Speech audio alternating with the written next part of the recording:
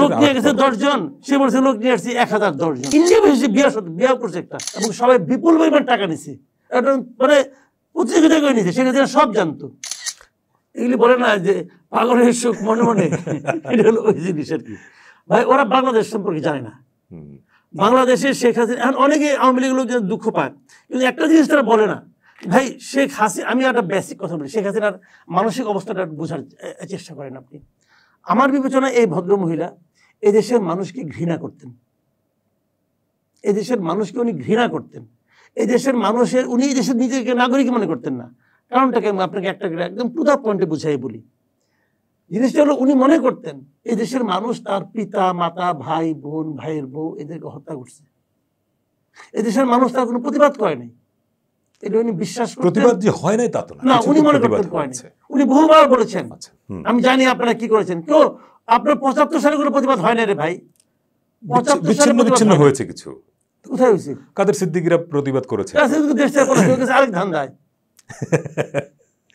কাদের Siddiqui India যে কি করছে আমি জানি না, এটা সে কি করছে ইন্ডিয়া যে নিয়ে, ওই সময় ওইভাবে প্রতিবাদ করার মতো পরিস্থিতি ছিল কিনা সেটা, লোক নিয়ে গেছে 10 জন, সে বলছে লোক নিয়ে আসছি 1010 জন, তো 1010 জনের ভাতা তুলছে, তুলে নিয়ে ভাতা তুলে সে বসে বসে খাইছে, এবং ইন্ডিয়া বেশি বিয়ে করছে একটা, ওই সময় বিয়েও করছে। এগুলো কি আপনি মানে খুব অথেন্টিক ভাবে বলছেন? হ্যাঁ, জেনে বলছেন? আমি জেনে বলছি। উনি শিলিগুড়ি থাকতো, ওনাকে যে ভদ্রলোক টাকা দিত ইন্ডিয়ান গভর্নমেন্টের কাছ থেকে, তার সঙ্গে আমার আলাপ হয়েছে। আমি কি হাওয়ার উপরে মারতেছি নাকি? আমি জেনে বলতেছি। আচ্ছা, এখন ধরেন আমরা আবার আগের পয়েন্টে যদি যাই, আমি বলি জিনিসটা, শেখ হাসিনা এই দেশের মানুষকে আসলে ঘৃণা করতো, এবং যে কারণে ওনার ফ্যামিলির কেউ এই দেশের নাগরিক না, সবারই মানে 2 টাকার পাসপোর্ট আছে। ওনার মানে ফ্যামিলির কেউ এই দেশে না থাকলে কোনো সমস্যা নাই।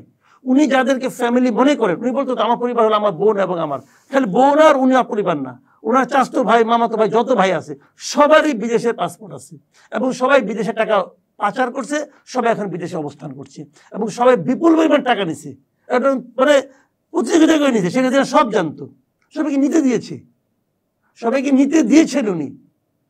তো নিতে দিয়ে উনি কি করছে টাকা দিয়ে?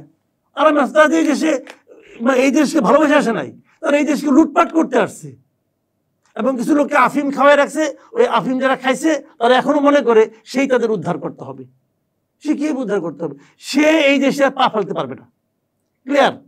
পারবে না বিভিন্ন কারণে। 1 নম্বর, দেশে মানুষটাকে চায় না, 2 নম্বর হলো ওনার বয়স হয়েছে, 5 বছর 10 বছর মানুষটাকে চায় না। ধরেন আওয়ামী লীগের 30 বা তারও বেশি % ভোট আছে, যদি ভোট ইনক্লুসিভ হয়, যেটা বলা হচ্ছে, ভোট যদি ইনক্লুসিভ হয়, আওয়ামী লীগ যদি ভোটে প্রতিদ্বন্দ্বিতা করে, তখন একটা পরিস্থিতি তৈরি হলে উনি আসতে পারবেন না?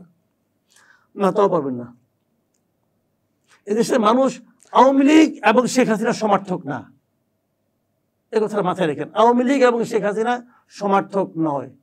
যখন নাকি শেখ হাসিনা ক্ষমতায় ছিলেন, তখনও আমি আপনাকে গ্যারান্টিতে বলতে পারি, তখনও মিনিমাম 30% আওয়ামী লীগ করে এরকম লোক ছিল যারা শেখ হাসিনাকে পছন্দ করতো না, যারা মনে করতো শেখ হাসিনা আওয়ামী লীগের ক্ষতি করতেছে, যারা মনে করতো শেখ হাসিনার কারণে বঙ্গবন্ধু ক্ষতি করে, বঙ্গবন্ধুর ইমেজ ক্ষতিগ্রস্ত হচ্ছে।